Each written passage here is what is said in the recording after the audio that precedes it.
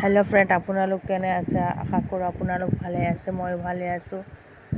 আজি এটি লটৱাছ আঁকিম। লটৱাছটো আঁকি পেলাই মই কালাৰ কৰিম। লটৱাছটো প্ৰথমত ঘূৰণীয়া আকৃতি এটি গোলক আঁকি ল'ব লাগে। গোলকটো আঁকাৰ পাছত তলৰ পাৰ্টটো ঘূৰণীয়াৰ নিচিনা হ'ব লাগে। তাৰ ওপৰতো অলপ জোঙা কৰি দিলে লটৱাছৰ প্ৰথম পাহিটো ফুলৰ হৈ যাব। এতিয়া দুই চাইডত দুয়োটা পাহি মিলাই আঁকিব লাগে। যিকোনো ফুল আঁকিলে এনেদৰে প্ৰথমত পাহিবিলাক মিলাই আঁকিব লাগে, নহ'লে অঁকাকে ফুলৰ সাদৃশ্য নধৰে। এয়া লটৱাছৰ তলৰ পাহিখিনি আঁকি আছোঁ।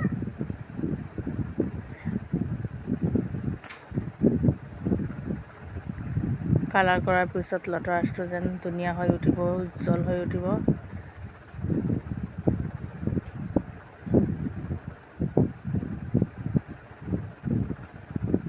মোৰ লটৱাছটো অঁকা হৈ আছে। আপোনালোকে মনোযোগ সহকাৰে চাব ভিডিঅ'টো আৰু শিকি ল'ব।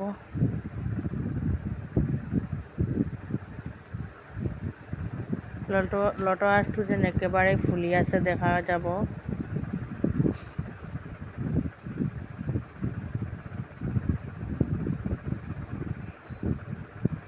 আজিৰ লটৱাছটো মোৰ আধা ফুলা নহয়, আজিৰ লটৱাছটো একেবাৰে পূৰাপূৰি ফুলি গ'ল। এনেদৰে আঁকি আছোঁ।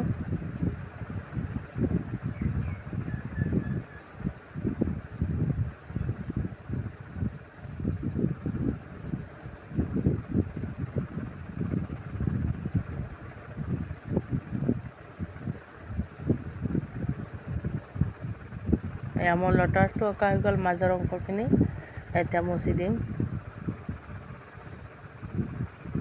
ইয়াতে অলপ য়েল্ল' কালাৰ কৰি আছোঁ যেন লটৱাছটো একেবাৰে ফুলিছে, ফুলি মাজৰ অংশখিনি বাঢ়ি গ'ল।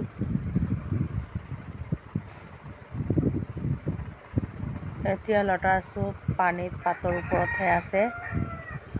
ওপৰত উপঙি আছে যেন লটৱাছটো ফুলি গ'ল। সেইকাৰণে লটৱাছটো একেবাৰে সম্পূৰ্ণ ফুলি গ'ল।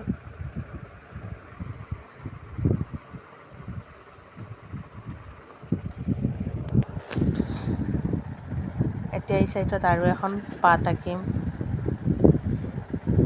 পাতবিলাক পানীত উপঙি আছে বুলি দেখা যাব। প্ৰথমত পেঞ্চিল পিংক কালাৰৰ সহায়ত লটৱাছটোৰ পাহিকেইটাৰ ওপৰে প্ৰথমত কালাৰ কৰিম। তাৰপিছত তাৰ ওপৰত ৰেড কালাৰ দিম। ৰেড কালাৰ দিয়াৰ পিছত এটি ধুনীয়া সাদৃশ্য হৈ উঠিব যেন পাহি এটি সঁচাকৈ এটি ফুললৈ পৰিৱৰ্তন হ'ব।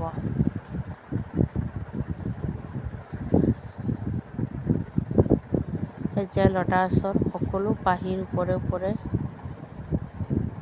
পিংক কালাৰেৰে কালাৰ কৰিম। ইয়াক কালাৰ কৰি ল'লোঁ। তাৰপিছত এইটো ৰেড কালাৰৰ সহায়ত দিম।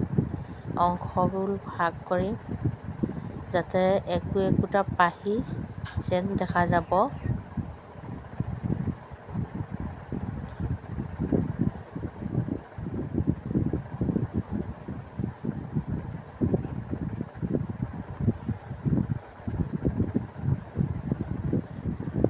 মোৰ চেনেলৰ ভিডিঅ'বোৰ অকল অঁকাই নহয়, অঁকাও শিকাওঁ মই, কালাৰ কৰাও শিকাওঁ। আপোনালোকে চাব পাৰে চেনেলত সোমাই।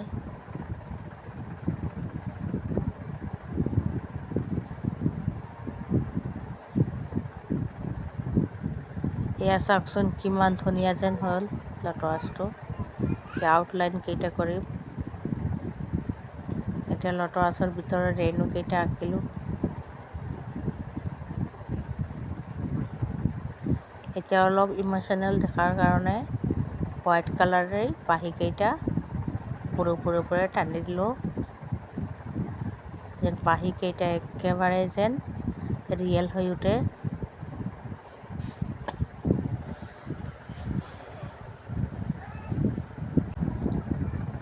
এতিয়া লটাছৰ পাতকেইটা আঁকিম।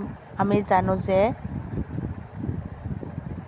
ব্লু কালাৰ বা নীলা কালাৰ আৰু য়েলো কালাৰ একেলগে মিক্স কৰিলে লাইট গ্ৰীণ কালাৰ হৈ উঠে। এইটোতো আমি সকলোৱে জানো। আমি জনা উচিত কোনটো কালাৰে কোনটো কালাৰলৈ পৰিৱৰ্তন হয়। আমি আমাৰ ল'ৰা ছোৱালীকো শিকাব লাগে।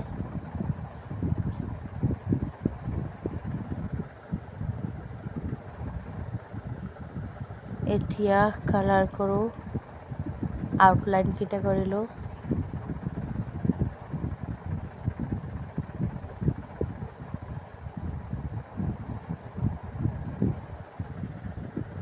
এই চাইডত আৰু এখন পাত আছে। এই পাতখন একেবাৰে যেন বুঢ়া হৈ গ'ল, সেইকাৰণে একেবাৰে গাঢ় গ্ৰীণ কালাৰ দিলোঁ।